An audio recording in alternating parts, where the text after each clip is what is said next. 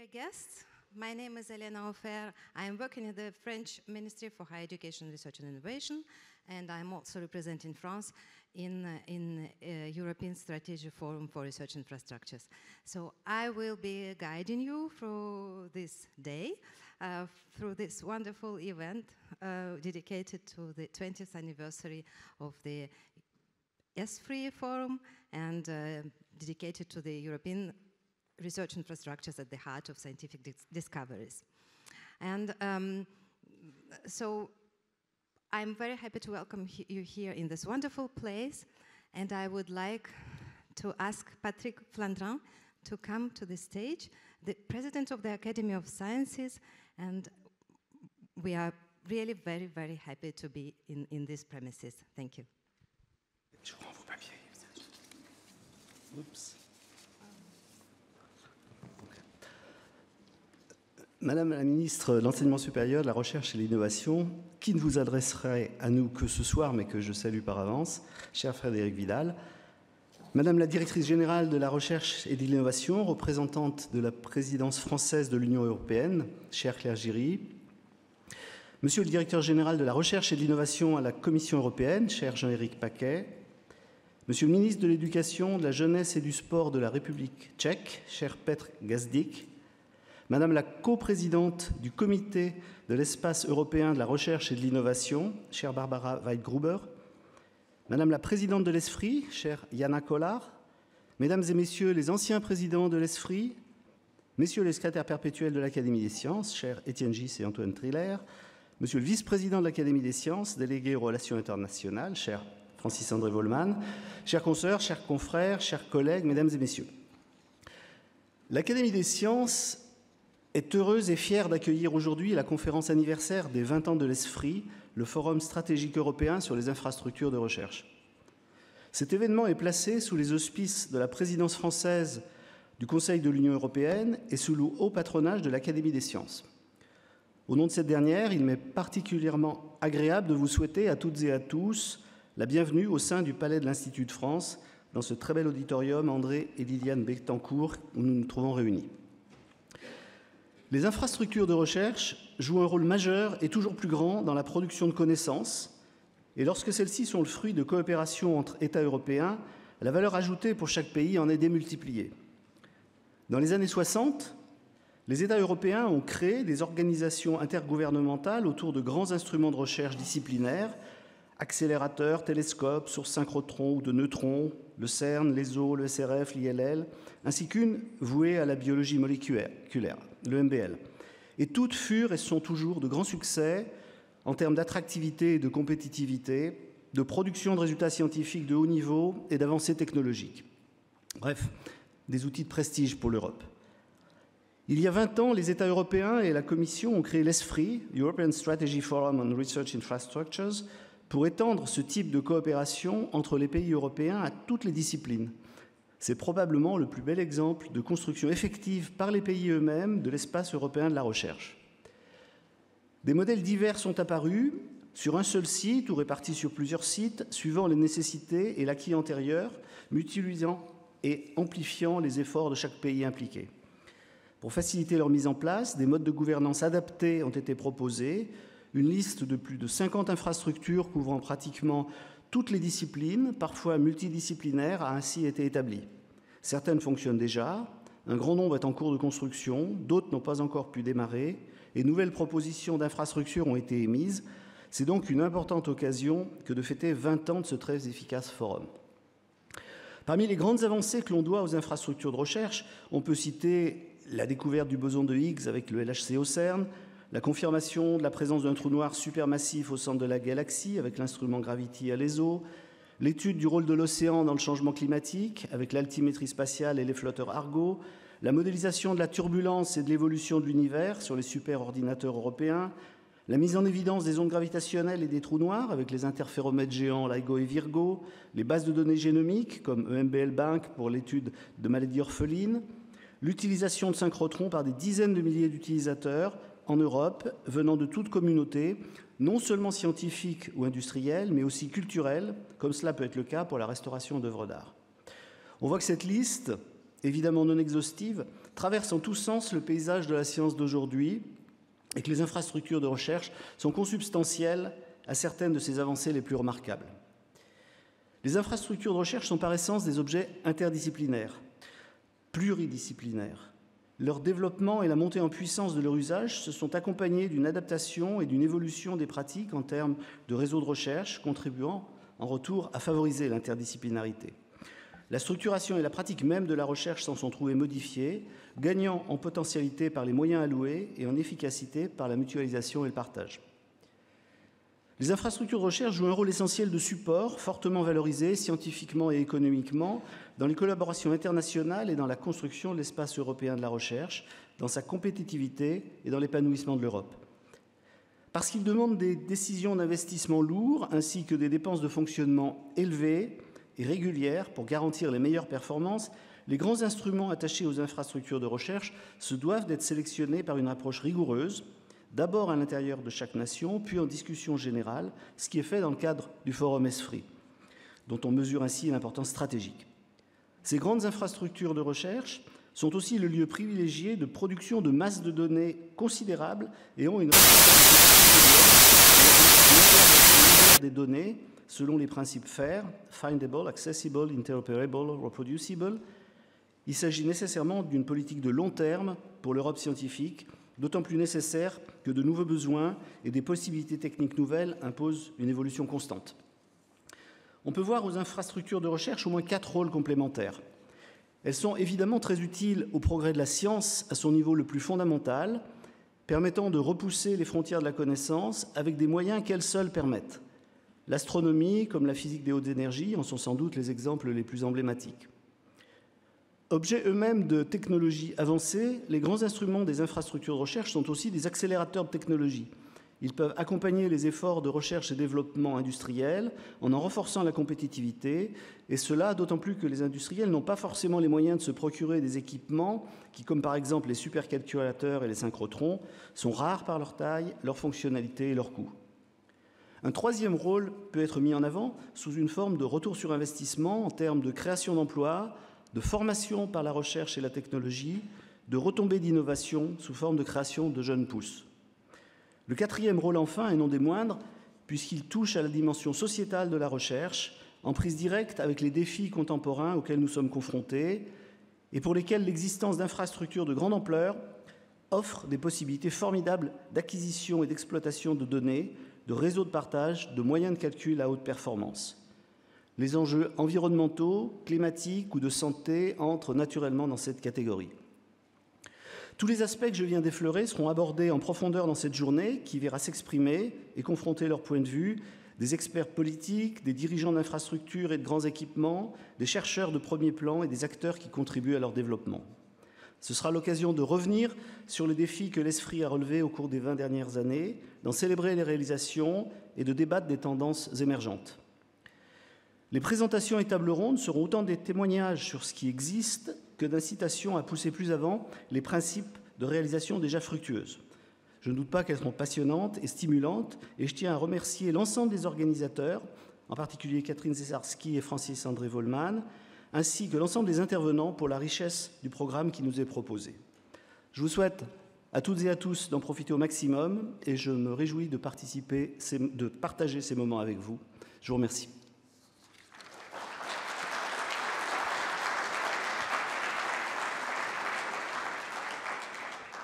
Merci beaucoup, Monsieur le Président de l'Académie des sciences. Et, well, thank you very much, Mr. President of the French Academy of Sciences. And now I would like to invite the Director General for Research and Innovation of the French Ministry for Higher Education, Research and Innovation, Madame Claire Géry. Merci. Bonjour à tous, cher Monsieur le Président de l'Académie des sciences, cher Patrick Flandrin, cher Monsieur le Directeur général de la recherche et de l'innovation à la Commission européenne, cher Jean-Éric Paquet, Madame la Présidente du Forum stratégique européen sur les infrastructures de recherche, Jana Collard, cher Reinhard Genzel, chers orateurs, chers collègues. Au nom de la présidence française du Conseil européen, j'ai l'honneur de vous accueillir ici, à Paris, à l'occasion de la conférence du 20e anniversaire de l'ESFRI, les infrastructures de recherche européennes au cœur des découvertes scientifiques. Je remercie vraiment chaleureusement Patrick Flandrin de nous accueillir dans ces locaux qui sont à la fois chargés d'histoire scientifique afin de célébrer l'anniversaire de la remarquable entreprise européenne qu'est le Forum stratégique européen sur les infrastructures de recherche.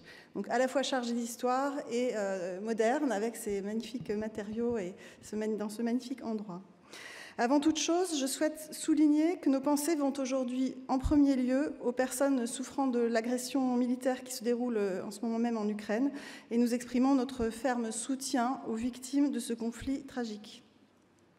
Nous avons le privilège d'accueillir cette conférence anniversaire à Paris, conférence qui constitue une étape importante dans la construction de l'espace européen de la recherche et de l'Europe de la connaissance plus largement. Depuis 20 ans, l'ESFRI rassemble les gouvernements nationaux, les communautés scientifiques et la Commission européenne pour mener des réflexions communes sur les priorités, les besoins et les investissements européens dans le domaine des infrastructures de recherche. Doter l'Europe d'infrastructures pour une recherche innovante et percutante est au cœur des préoccupations de l'ESFRI.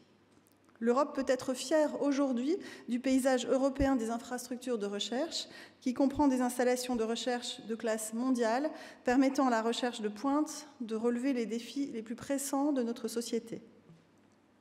La feuille de route ESFRI 2021, 6e édition du document depuis le début de l'histoire de l'ESFRI en 2002, témoigne de la volonté persistante et de la continuité de l'action des gouvernements nationaux d'investir substantiellement dans l'amélioration des capacités des infrastructures de recherche en Europe. Ces infrastructures, elles sont un élément important de la souveraineté scientifique à long terme et de préparation aux crises.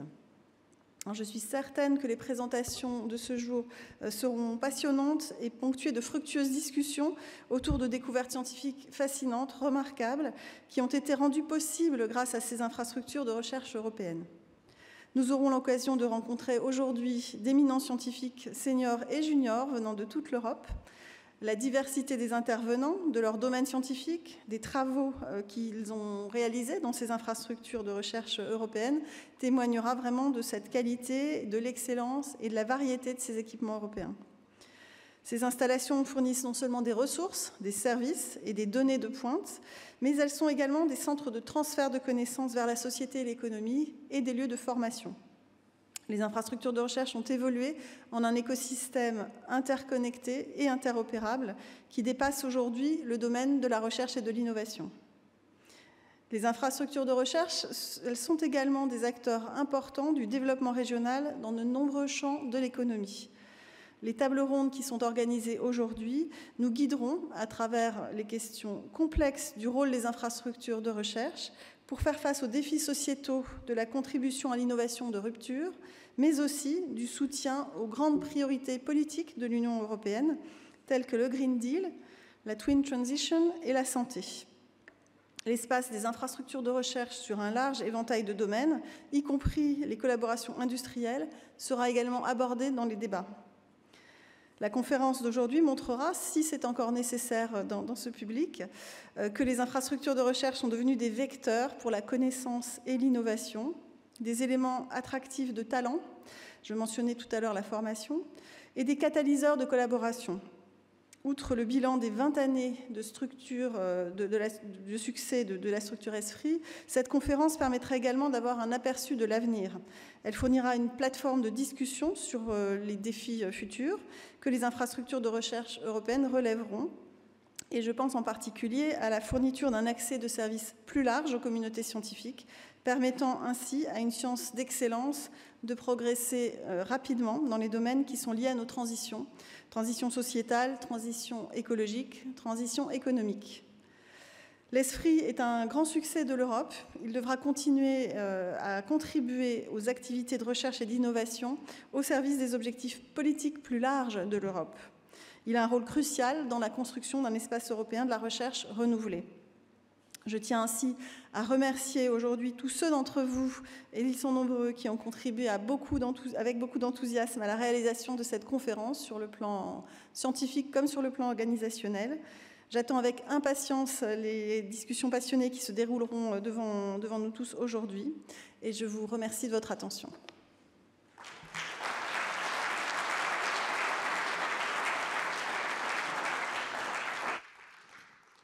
Thank you very much, Claire Géry, for your great welcome. And now I would like to invite to the stage the Director General for Research and Innovation at the European Commission, Jean-Éric Paquet.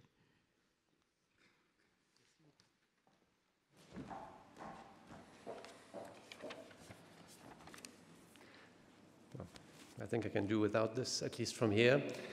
Good morning, ladies and gentlemen. Thank you very much to the French presidency et à l'Académie des Sciences for your invitation and this opportunity to say a few words. Before I start, I would like Claire to say that we are indeed meeting at a very sad moment of European and world history with the military aggression by Russia in Ukraine, a full war with all its brutalities and horrors.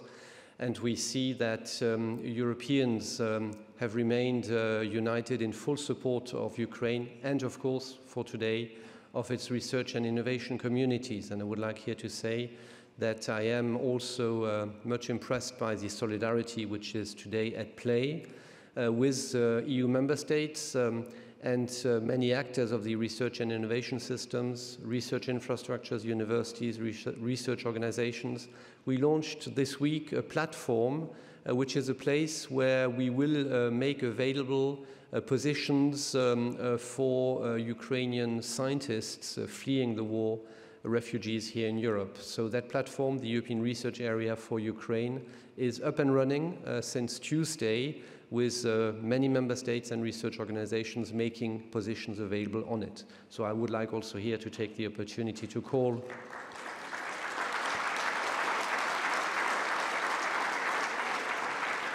Thank you for those which indeed work on this platform across all these administrations.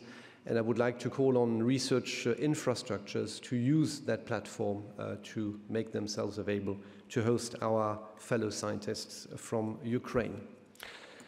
Well, it's a sad moment, but it's of course also a very great occasion to celebrate 20 years of ESFRI, our Research Infrastructure European Forum. It's a long history which started, I understand from discussions this morning, including with my good friend Janet Thompson, which started 22 years ago in London. Some would say another era of science. I hope also our future in European science.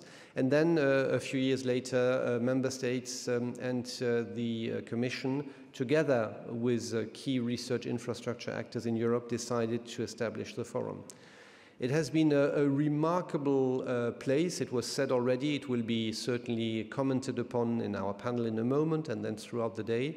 But a remarkable place where indeed Europeans were able to come together and achieve synergies and critical mass in investing billions of euros in infrastructures anchored, of course, in most cases in a national reality, including a national budget reality, but where joint investments were made possible in a very strategic manner with this ESFRI roadmap, which has really proven to be a spectacular instrument to prepare these infrastructures, prepare the ground for these infrastructure, then allow technical preparations to proceed and coordinated investments with the perspective of these infrastructures being used widely in Europe and maintained, financed and supported in many, many cases by several EU member states. So to all of you here in the room, and there are many which are part today of ESFRI but were part of this highly successful story, I would like here to express my profound gratitude, because ESFRI has been really a key instrument in making the European research area the success which it has been over the last 2 decades. These research infrastructures are one of the reasons, alongside the scientists obviously, and maybe also the European Research Council, which explains why the best science is happening in Europe, between Europeans, in these European infrastructures and in our scientific institutions. Admittedly, not only in Europe, but certainly very much the best science is in Europe. And I think this is largely supported by absolutely outstanding research infrastructures in development, being constantly upgraded and run by great scientific teams. So we need to continue to work and learn some of the lessons of the success of ESFRI. I think one key dimension is that this is a place where EU member states completely team up, including with, of course, scientists and research organizations, supported deeply by the European Commission, which has held, I think, the Secretariat from the beginning and providing significant resources from that point of view. So that's the governance and the highly efficient functioning of 79 ESFRI meetings today. But that is then combined with resources made available under framework programs, in particular to prepare new research infrastructures, and with a legal framework, the European Research Infrastructure Consortia, which is really unique in European research and in the European research area. I can tell you a source of inspiration for many of us as we are now revamping and bringing the European research area, we hope, to the next level. And these European research infrastructure, this instrument has been widely used. We have 23 ERICs. You have a Director General, which is an ERIC, but then you have 23 ERICs as well, which have proven to be amazingly impactful in really bringing the collective capacity of distributed infrastructures together in Europe. The perspective for the future is certainly very positive with that momentum. I think on the one hand, there is still deep appetite across the community, national administrations and the Commission to continue to develop research infrastructures, upgrade the existing ones and develop new ones in a coordinated and strategic manner. That is, of course, good momentum in the scientific part of the system. We need obviously also to be mindful, and here again I think team up in a good discussion with governments and budget and finance ministers. It is never easy in a period of crisis to look at the longer-term investments needed, but as I often observe, research infrastructures are always intellectually and politically very exciting objects, and often you are able, and we do it together, to make the longer-term nature and the longer-term benefit of these investments visible to finance ministers. We need to be really mindful of that. We have today, with the recovery and resilience plans, and of course with Horizon Europe, significant resources available. Let's make good use of them in this medium-term period. But then we will certainly need to ensure that finance ministers continue to be attentive to financing science generally, obviously, but including also these research infrastructures. But the momentum is very strong, and I finish with that now for this opening. We will certainly come back to it in the panel. The momentum is also, I think, extremely strong in research infrastructures and beyond to connect much better to science policy and research policy in Europe, be it around our partnerships, our European missions, to be a key actor of the landscape, of the priorities, of carrying Europe's science in support of Europe's twin transition, digital and green transition, against the crisis which we are living in with COVID and now this war in Ukraine. So we will see, I know from all of you, a lot of engagement in the agenda setting, in the policy development, and also in more intense work than ever. And we had a very remarkable first meeting yesterday with all your stakeholders so that they can help you shape the ESFRI and the research and innovation landscape of the future. I'm looking forward to be part of that. Thank you very much.